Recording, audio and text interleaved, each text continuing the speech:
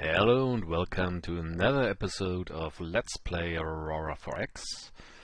Last time we finished setting up our initial fleet, and before I get into more details about what we are going to do with our fleet, I want to talk about commanders, because for our ships and our planets we will be able to use commanders, and they're providing certain bonuses to certain activities of our planets or our ships.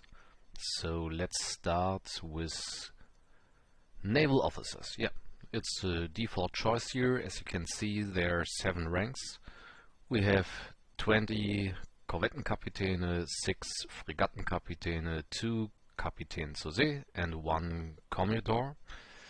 Essentially, we are able to determine which ranks are permissible to which of our ships, as I've shown in an earlier Let's Play. But there's slightly more to the ranks than just specifying which rank is needed for which ship. As in the army, the higher the rank of an officer is, the more influential, no, it's wrong.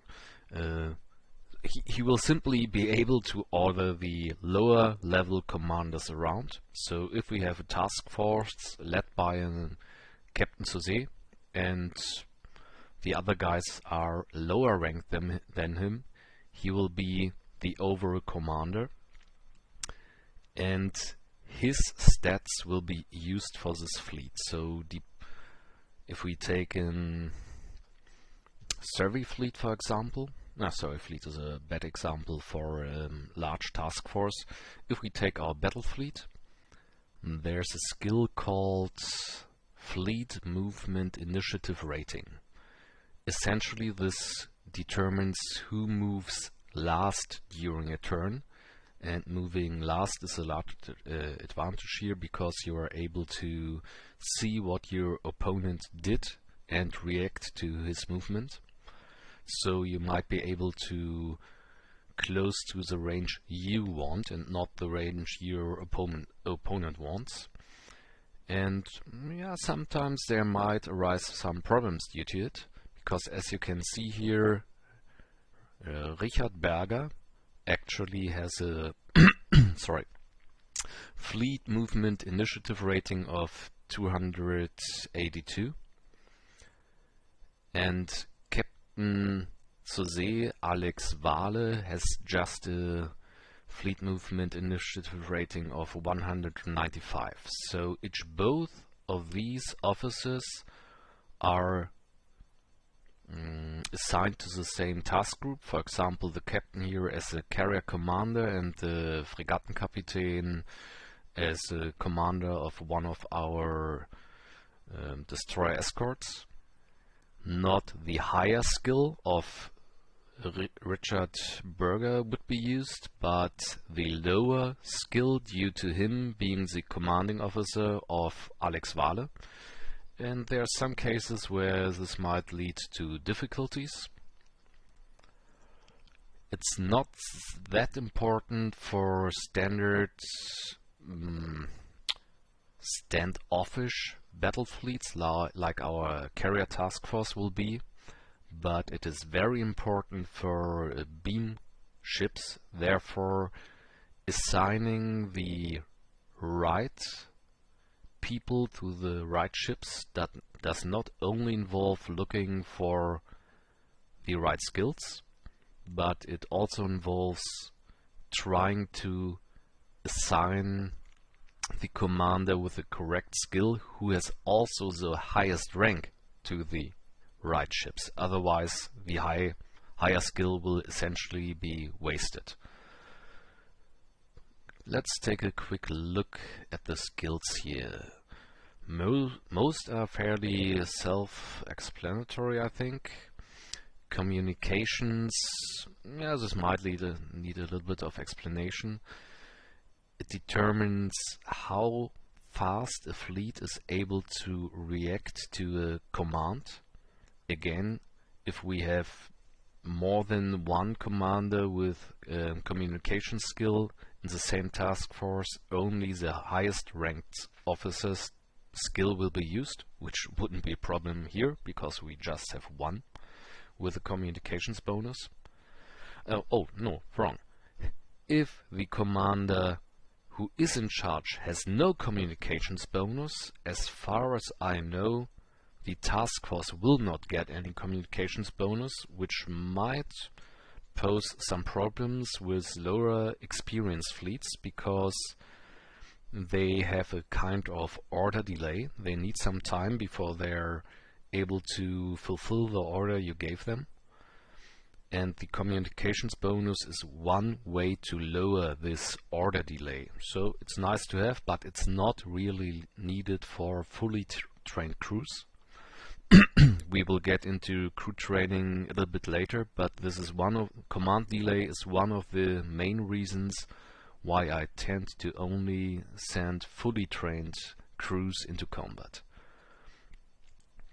Crew training bonus rating determines how good our different commanders are at training their troops, essentially lowering the time it takes till they are fully trained up to work together as a fleet, which would determined by fleet training. Let's take a quick look at our battle group. TF training, this is the fleet training, how good they are at working together. In addition, our crews have a great bonus, and here you can see the difference between a conscript crew, great bonus of -10%, and one of our, let's call it elite crews, which their training rating of 5, which leads to a great bonus of 12 in this case, which essentially determines how good they are at shooting different targets or how good they are at hitting targets. It's a 2-hit bonus in the end. I'm not sure if it determines anything else. I think it's just a 2-hit bonus, the great bonus here. Okay, but back to our commanders. The senior officer, this is one in charge of our task group, would actually be shown here. When you click on ships or you use single ship task force, just the commanding officer will be shown here. Okay, let's look at other skills. Diplomacy determines, it's not that important for our active fleet officers, but more for interacting with aliens and for some public relations, difficult word, for our staff officers. Essentially, the diplomacy bonus in this case would determine or would provide a bonus to our planetary protection value, as shown earlier for our PDCs or our ships. It's essentially a bonus to the actual value, since the public relations officer is able to paint our fleet or our defense bases in the most glorious pictures, and the population feels much more secure due to it. Espionage, another non-active fleet officer skill. You can spy on other empires, and they are used, as far as I know, for protection against spies as well. I haven't been spied upon by any non-player race, if I recall correctly, so it's likely they will not be using spies against us. But if you play a multiple player race game, you can spy on the other player races, and this is where espionage bonus will come in useful. Factory production bonus is useful for building jump gates. It lowers the construction time, and for our salvages, we can salvage enemy wrecks, or not only enemy, we can salvage any wrecks we stumble upon, and factory production bonus will lower the time which is needed to salvage this wrecks. Fighter combat bonus is essentially another 2-hit bonus, but just for fighters, and even more only for beam fighters. So missile fighters will not get a 2-hit bonus, just beam fighters. Fighter operation bonus is good for carrier commanders or PDC commanders which have hangars and magazines. It lowers the time needed to reload our fighter bombers or missiles in general. What else do we have? Okay, we already went over fleet movement, initiative rating. Intelligence bonus helps with identifying features of enemy ships, like their rate of fire, which kind of weapons they are using, and in addition it's used to get information from prisoners of war, which we will be able to collect after an enemy ship has been destroyed.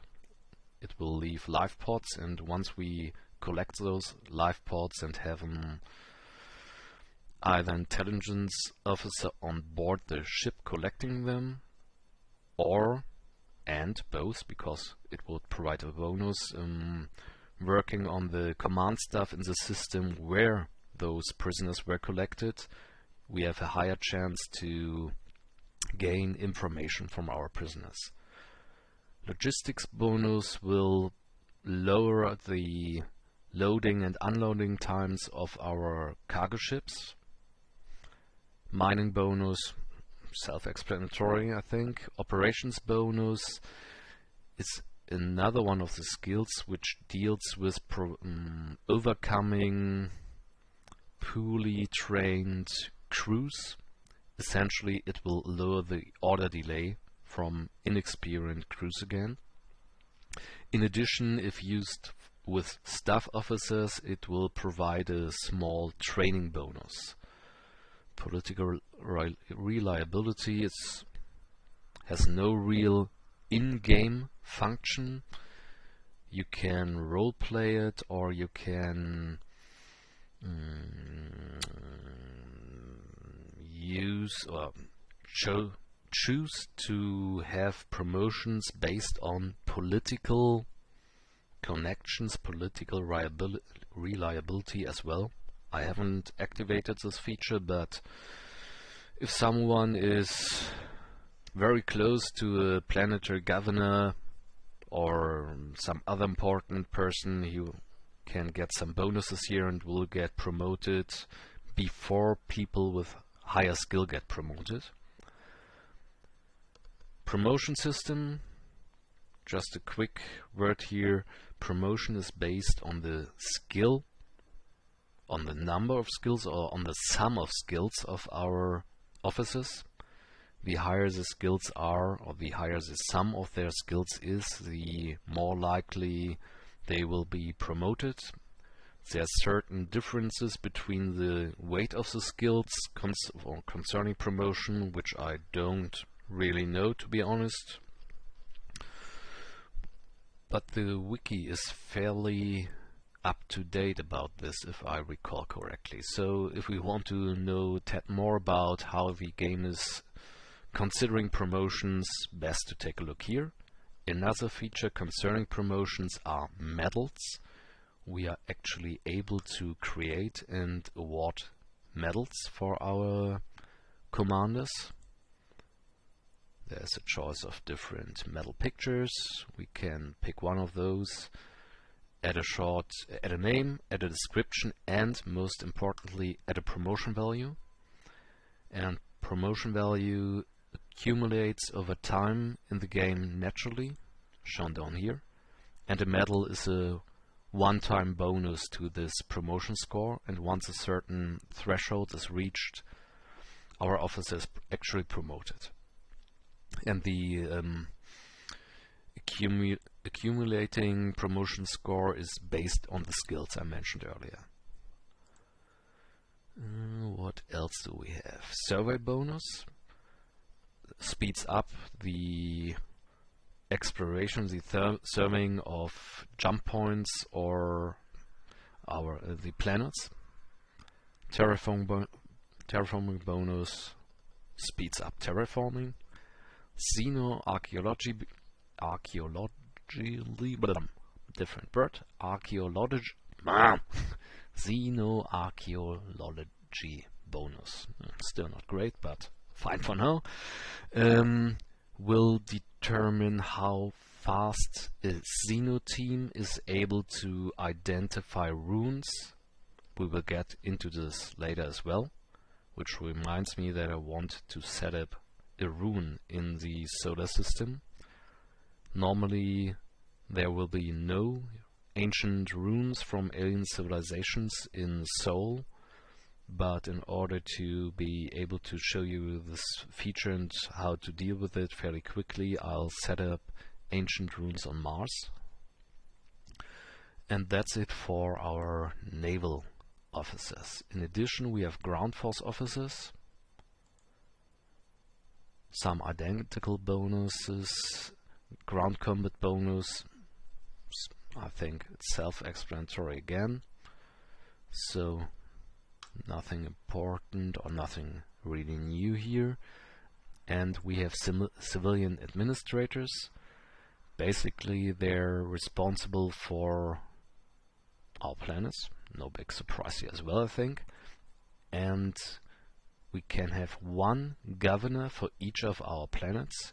And in addition, once we build sector, which we tagged for but still have to build it, we are able to add another governor, or sector governor in this case, which will provide his bonuses. There's a slightly different administration rating, is no real skill, but we will need a certain level of administration in order to govern a planet. For example, we will need A3 for a governor of Earth. As you can see, we have 4 administrators here, and one of them has just an administrative rating of 1. The other 3 would be viable to govern Earth, and this one is completely useless. He has no skills, no bonuses, no nothing, just an admin rating of 6. I think this one will be retired fairly quickly.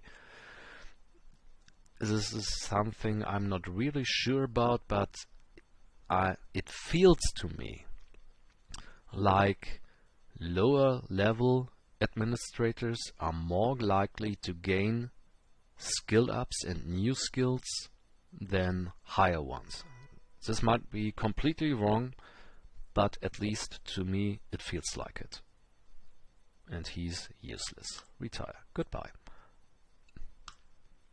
While we're here, let's take a quick look at our other administrators. Population growth bonus. I don't think I have to explain it. The same with factory production. And our last one, mining production, terraforming. Okay, our administrators aren't great. Actually, one of our better ones is the lowest level one, which we cannot use on Earth. So, population growth is always nice in this game. We will run into a population crunch fairly shortly, especially once we start to set up colonies and expand our economy. So mining bonus would be very nice too, because we will run out of minerals if we don't do something about this fairly fast or very quickly. Helga Leitner will be the governor of Earth for now, and if my hypothesis is true, she should be able to gain additional skills and skill up her current skills quicker than Alex Hiller up here. So, assign to Earth.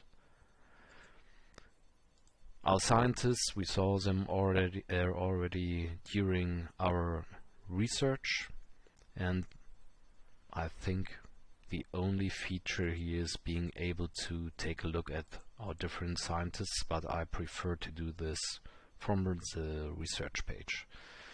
So let's get back to our officers. Once you click one of the officers, you will be shown the kind of forces they can be assigned to.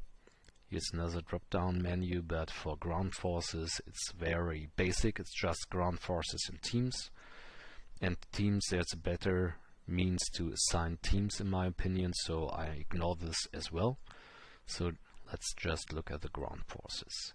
We want to have good training on them because they raise their morale with successful training roles, I want to call them. So training is always good, and in a combat situation naturally a ground combat bonus is good as well. For our ruin research we need special kind of unit, construction units, and those are able to use these Xeno bonus down here. But those are the three needed skills: ground combat, ground force training, Xeno. Garrisons are just that. They tend to sit on planets, have good defensive values but no offensive value. Replacement battalions have no values. Essentially they're just there to replenish troops which have lost units during fighting. And that's everything we got at the moment. So a better morale is mainly important for our mobile infantry here at the moment. So let's assign this one.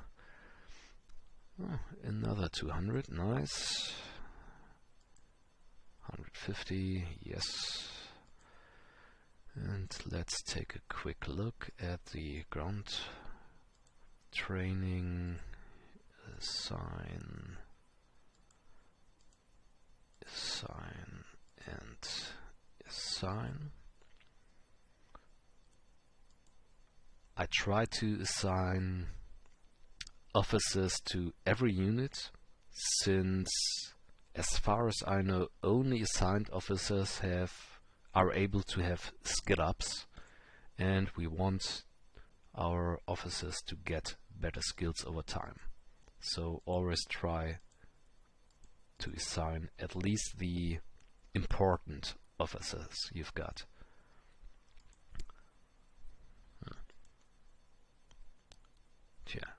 In the end, okay, we hardly have any officers and they don't have any skills. I'll assign them anyway. Maybe they will skill up.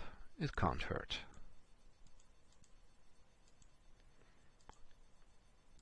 Okay, back to our naval officers. I talked about staff officers earlier, and as you can see there are a lot more of options here concerning what kind of assignments those officers can be assigned to. Staff officers, click again. Before being able to assign any more specialized staff positions, we need an overall fleet headquarters commander here.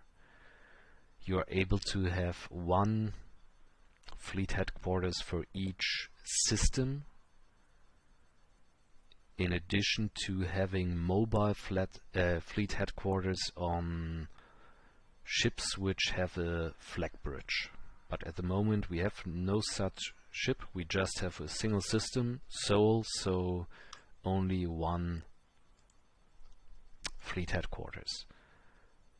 Let's take a look at the skills, and since our crews are still untrained, I value crew training very highly.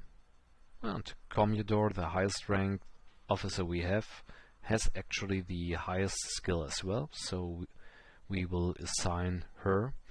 And the R3 here means the officer we are assigning here has at least has to be at level 3, rank 3, so it has to be a captain or commodore here. Since it's in Commodore, everything's fine. If we click one of the other potentially or eligible officers, additional options show up. Communications, as I've said, determines how fast our fleets will react up to the point when they are fully trained. Reaction bonus, order bonus, and we can take a look which kind of our officers are able to do this. We just have one of those. Let's take a look if he has any other interesting skills we want to use at a different place, but no, he doesn't. Let's take a look at, let's do it differently. Let's take a look at the most important skills first, so we don't have to worry about having wasted one of our officers in a not really important field, and communications is not really important. So let's start with survey, since we haven't surveyed our system up to now.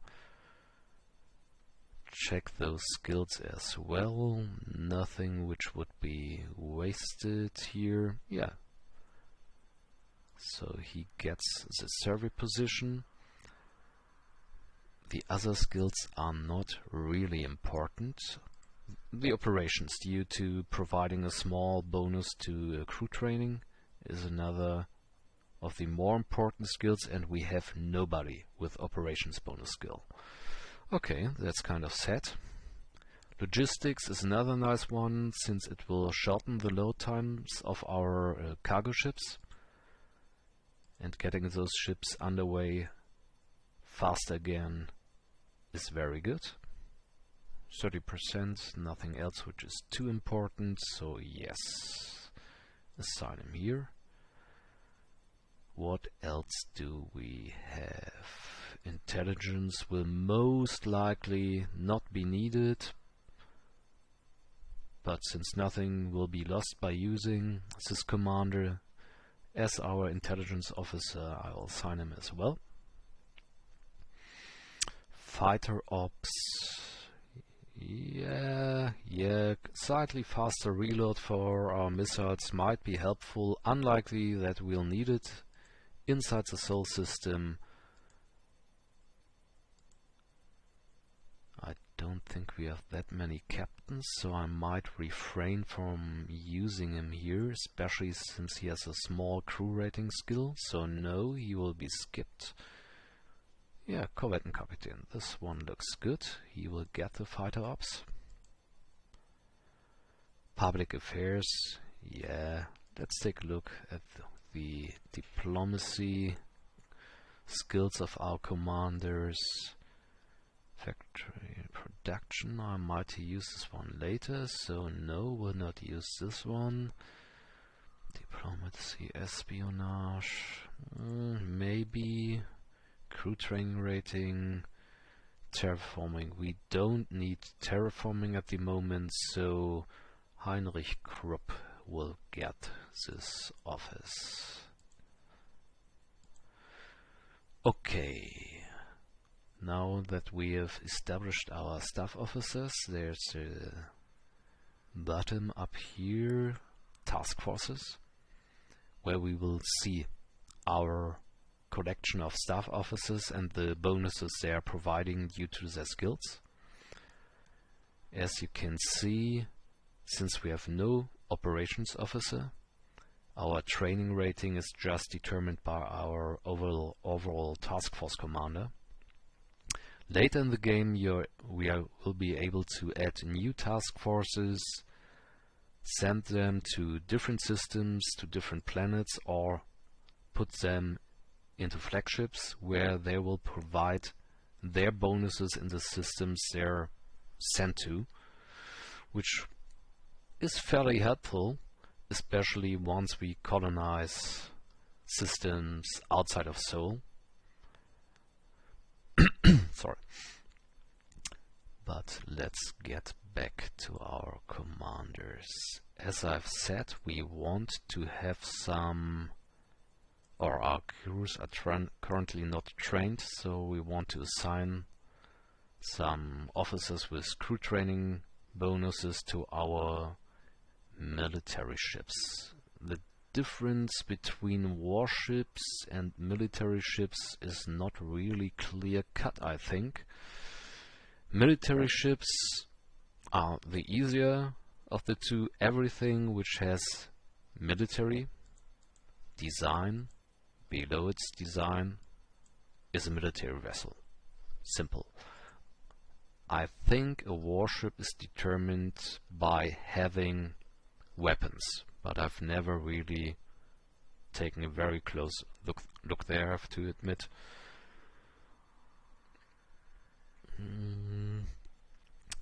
Let's pick military ships and fighters. It should be the easiest or the broadest category. We need 2 captains for our 2 carriers, and luckily both of them have a crew training rating. But keep in mind, since we are talking about carriers here who will most likely stay out of direct actions and just stay in the back during the fights, will not get into beam range. A very highly trained crew is not that important for fighters. For carriers, it's most important for beam ships, like our Sturmvogels. Those are the main guys in need of training. But since our most skilled commanders are the ones who are needed for our larger ships, I will assign them here, or have to assign them in order to quicken up their training. So there's just 1 Fregattenkapitän left for Sturmvogel, and 1 of our higher level Korvettenkapitäne for the second one. The Falke might get into the thick of action as well, so it will get a decently skilled commander as well. Our Adlers are the fighter bombers who will most likely not be directly engaged by the enemies, so their training is not that important as well. The worst thing that can happen is that they will fire their missiles at different times, but there's a combat command which will ensure that all fire at the same time. Just might take 10 to 20 seconds longer, which shouldn't really matter at the speeds they fire those, at the ranges they fire their missiles at. Is he assigned? No, unassigned. Okay. Unassigned as well. Assign and assign. It doesn't always update which commanders have already been assigned. I think if we refresh this one, we should see, yep, all of them are assigned. And even though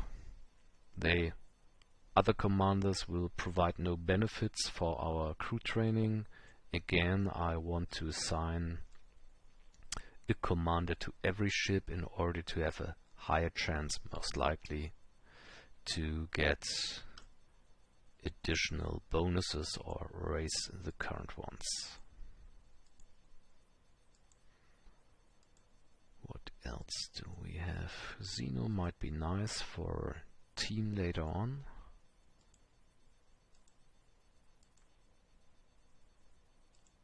And the Copernicus is actually one of our survey ships, so I might have assigned, I've assigned all 4 of our survey specialists. Let's take a look where we can change assignments. Our surveying is more important than having a training commander on the Adler here, so therefore he will be reassigned to the Copernicus.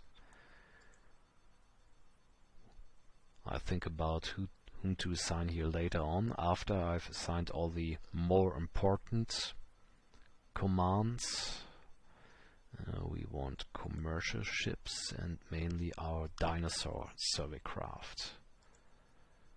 Sturmvogel, I want this one to train. We have, problem would be exaggerated, but we have no suitable officer for our second geosurvey ship. I think we hardly have any officers. Exactly. Most of them have already been assigned, so just take a look. Let's take a look here. Fight operations bonus, espionage, diplomacy. Yeah, couldn't hurt to use him here, even though he will provide no bonus.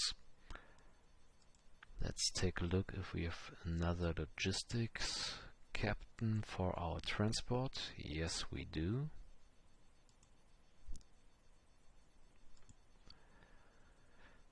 None for our colony ship left, so let's see whom we'll stick in there in the end, and none really suitable for our jump ship as well. So let's see what we have got left. Diplomacy, fight operations, terraforming, factory production, movement. Okay. Not really important whom I'm assigning here. I try to save the espionage and the diplomacy commanders because I'll stick them into espionage and diplomacy teams later on. So you are excused, you get a job, and our Adler still, more than our Adler still have room left here. Terraforming, yes. Factory production, yes. And we lack another officer of high enough rank to command our PDC, so it will be left uncommanded for now. Okay, let's take another look at our battle task group, and here you see the captain at the sitting in the Shanos 1 is the overall commander of our task force. And at the moment we still have the PDC in our battle task group. Since the PDC is a ground-based installation, it will lead to the task group being unable to use its usual orders. So the first thing we'll do is split off the PDC, and if we return to our battle task group now, you see there the speed we've built them for and a bunch of potential orders showing up. There are two populations here. One is our population and the other is the 1 billion neutrals I've put in here, which we will be able to use as colonists once we have left the solar system and want to establish planets, colonies outside of the solar system. Okay, since we have already assigned the necessary officers, I go to the Special Orders tab and start task force training. So our battle task group is on training, which will speed up at least task force training, but I think it speeds up the training for the great bonus as well. It's hard to check this, or the main reason why I don't know it, because I usually don't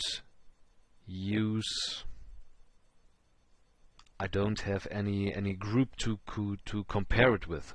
If the great bonus will go up faster during task force training in comparison to another ship crew with the same grade bonus. Let's take a look, but I think we don't have any other with a actual grade bonus of 12. No, all in the negative columns. Okay, let's set up our survey fleets here. Copernicus.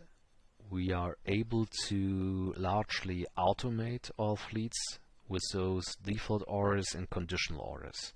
For example, for a graph survey vessel looking for jump points like our Copernicus, we tell it to survey the nearest survey location. We could give them additional orders, but for a jump point survey ship we will not need it. And give the conditional order if the fuel is less than, let's stick to 50%, it's conservative. It should refuel at a colony or tanker.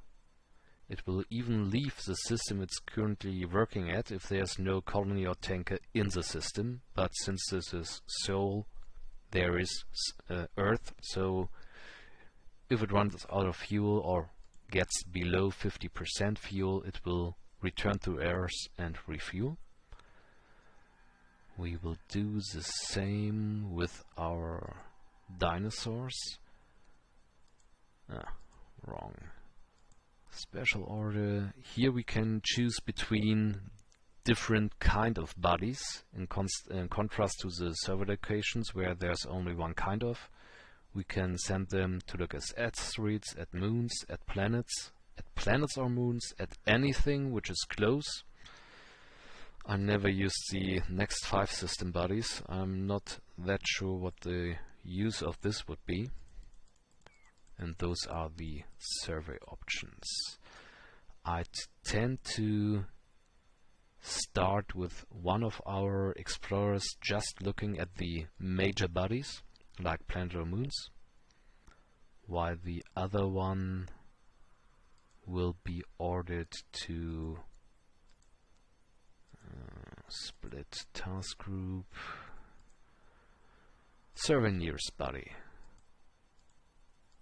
Have I put in the conditional order with Dinosaur 1? I think not. Exactly.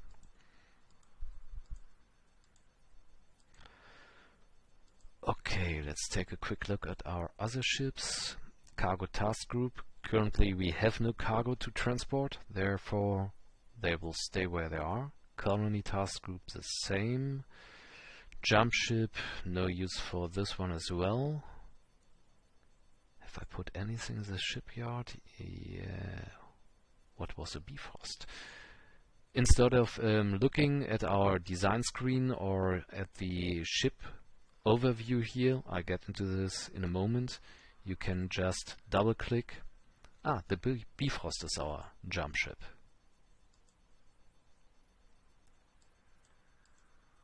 Battle. Cargo, yeah. Colony, yeah. Our 3 survey ships. Festung, okay. This is a Bifrost, okay. And survey, we put the ships out of the survey and into action. Okay, we should be done with giving orders to our ships here. This is an overview about the ships we currently have. We can order or sort it by size or by name or by kind of hull. There are different tabs about our ship here. The overall design display. No big difference between those two. For carriers or cargo ships, we would be shown the parasites, if there are any survivors, what's the current cargo. Miscellaneous enables us to manually switch either fuel between a planet or between planet and ship, or between 2 ships, or exchange maintenance between either planet or 2 ships. Attractor, I tend to use another menu for this, but it seems like you would be able to attach a tractor beam to a ship from here. Which reminds me, where is our tug? I think I haven't actually built a tug since we lacked the points. Exactly. Here are some notes we will be posted about what the ship did during its history. Quite nice. Salvage ships are able to not only gather components from destroyed enemy ships or destroyed ships, but they can gather tech data as well. And as soon as the salvager enters a system where we have research labs, it will beam this tech data down to the planet into the research labs. Here we would be able to manually assign ordnance, missiles to our ships, a different kind of weapon control. I prefer this button up here, but as you might have already recognized, there are different ways to do certain things, which is nice. There are different people which have different preferences, but I think I've never used this one. Same for combat settings.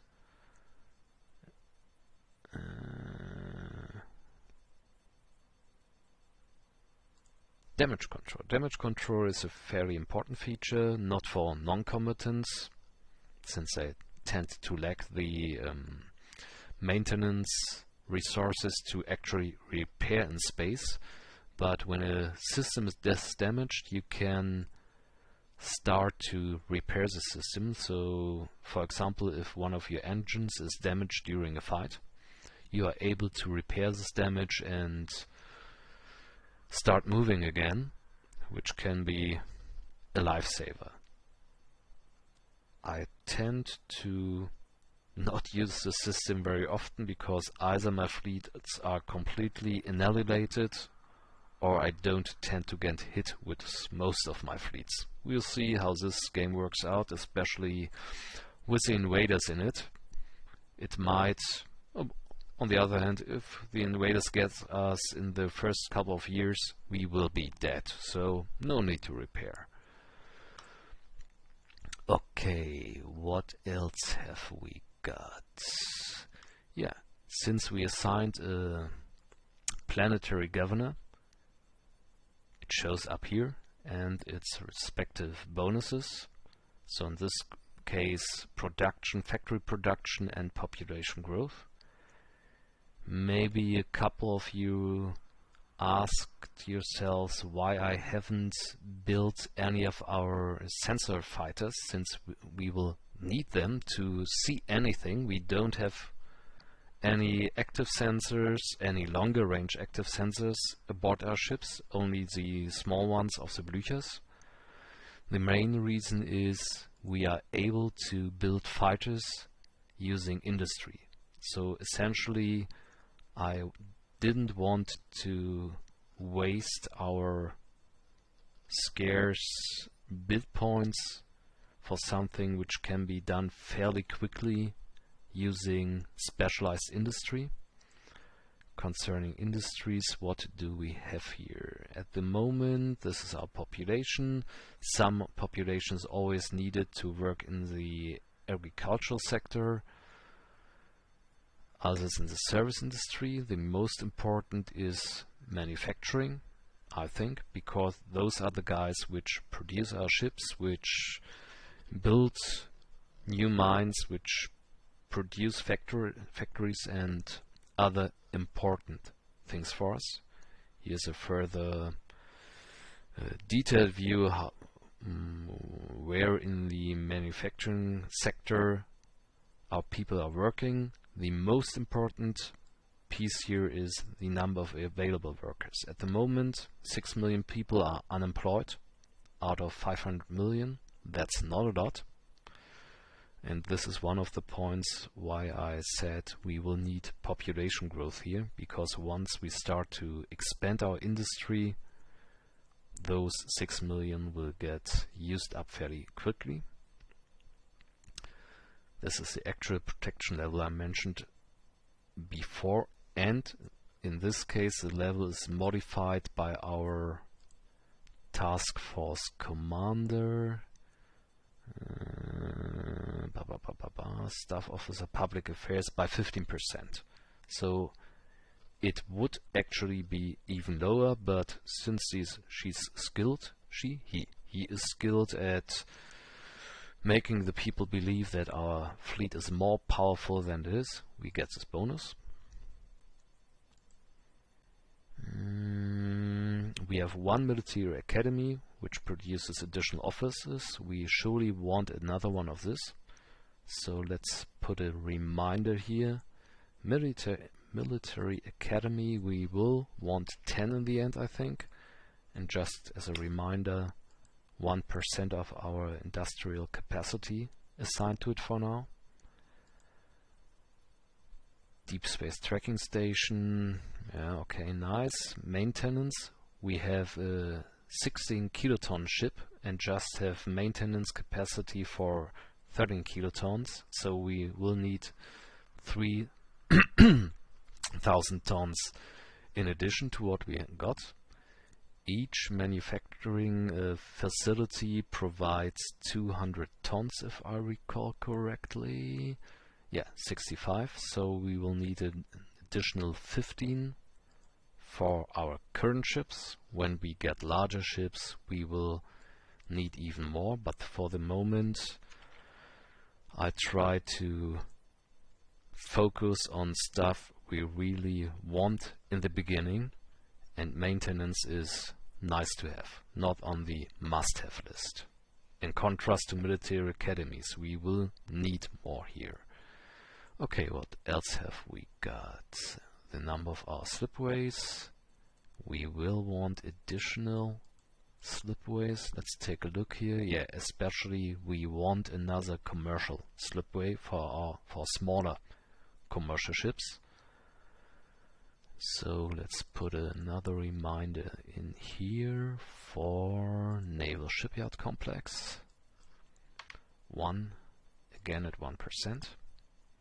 What else have we got here? Not that important. Available fuel, maintenance supplies. They should last for quite a while, so no need to build them now when you have more important things to build. 100% down here means we have neither money shortages, nor fuel nor worker shortages, nor is this a subjugated enemy empire which are now starting to be slowly incorporated into our empire. All those things would need to lowered production modifiers, but this isn't the case here right at the start. Okay, what else do we have? Automated mines. I really like them, since those are our current mineral stockpiles. This is our annual production, and as you'll see later, this is not much. Projected usage is the sum of all of things we put into our construction queue here. So it's not a yearly consumption as far as I know, but if the end date of one of our projects is in 10 years, the full 10-year mineral usage will be put in here. And as you can see, or as you will see, this is not a lot we've got here, so we want additional mines. Auto mines have the problem of using quite a lot of resources to build them. 120 uranium, 120 corinium. In contrast, if we build a conventional mine, it would just be half of it. I think the costs are half of it as well. Exactly 240 versus 120. But conventional mines, we have 400 of them, need workers.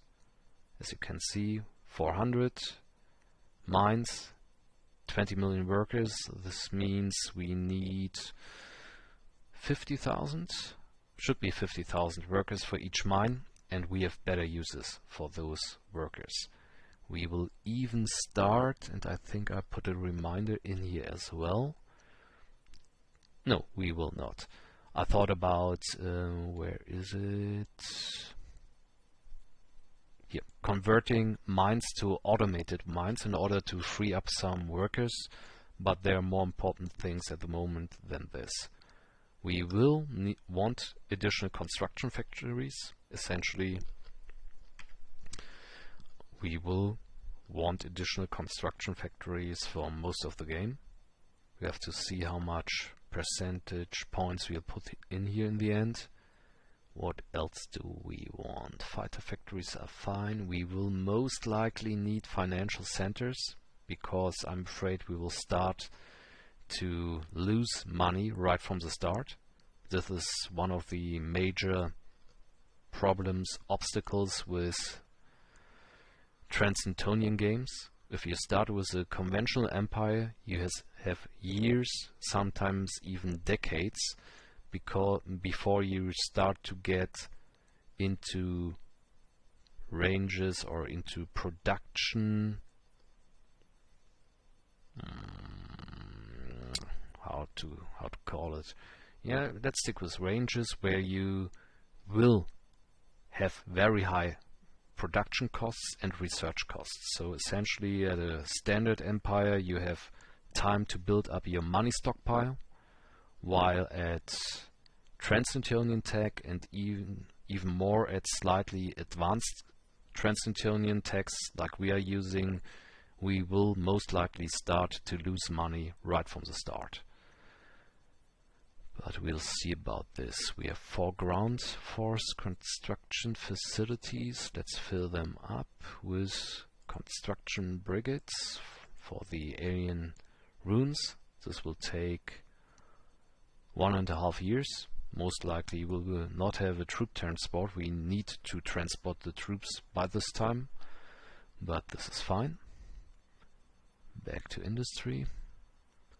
Infrastructure. We will need infrastructure in order to colonize different planets which are not exactly like Earth, so perfectly habitable or suitable.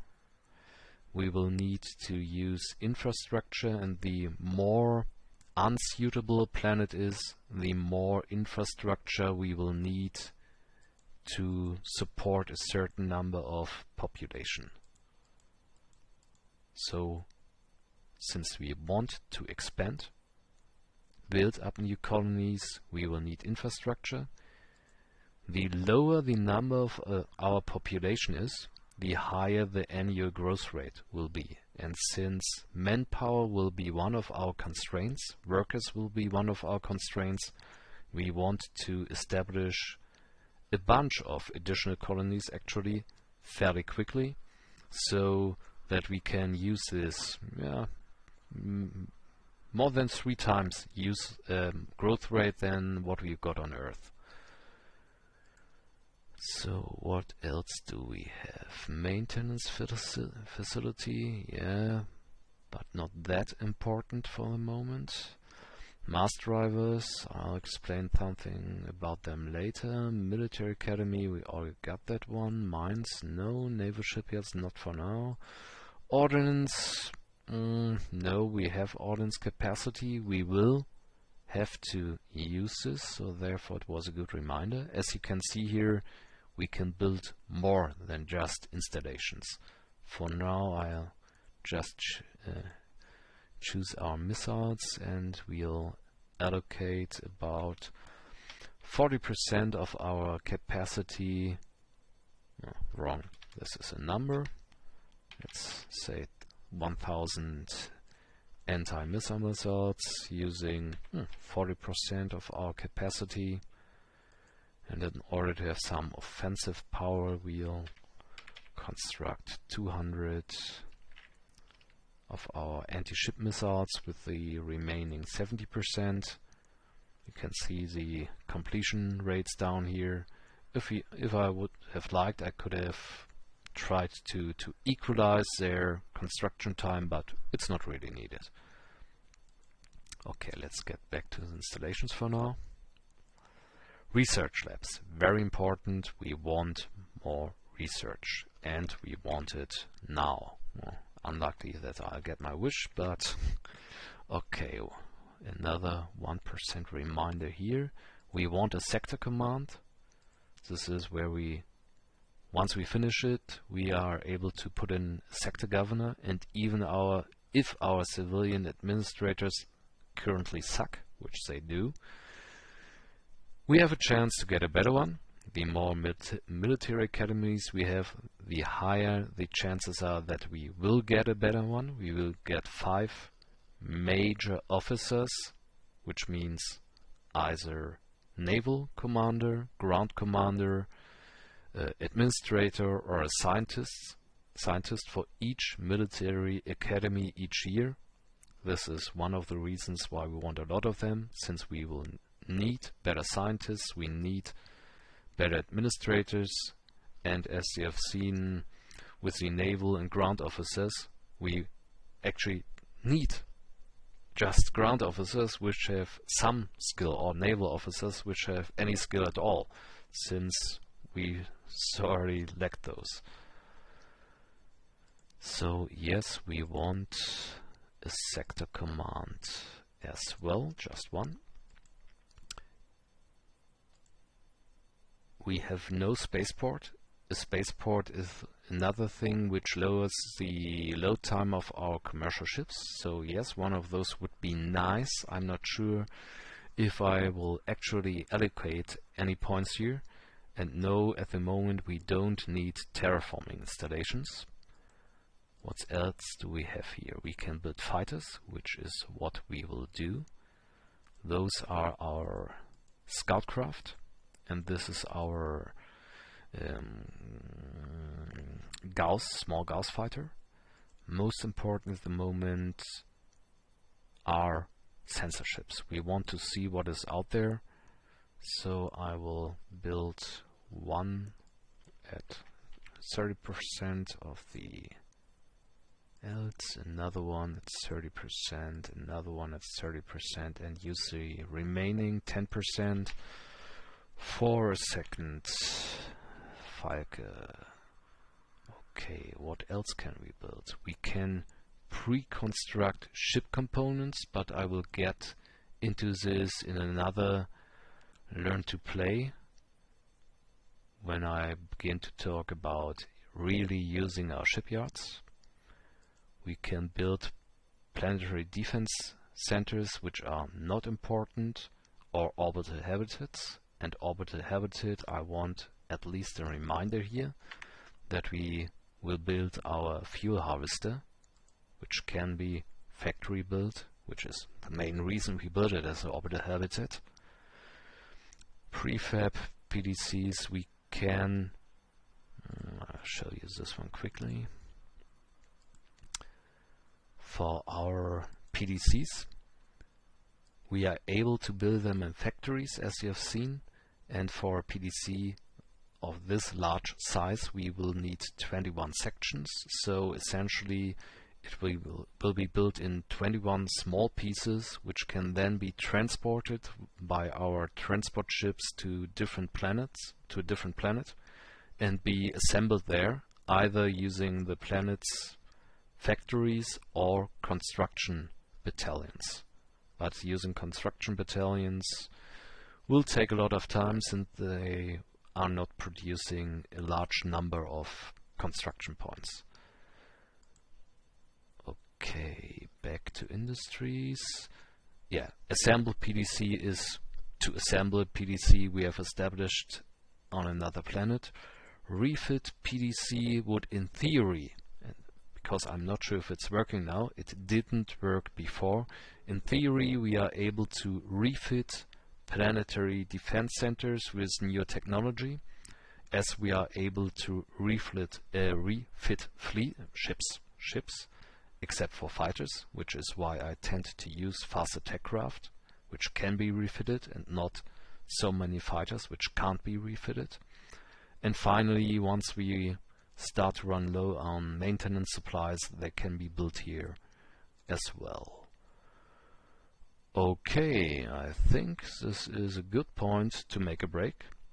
Thank you for much watching. Take care. Bye bye.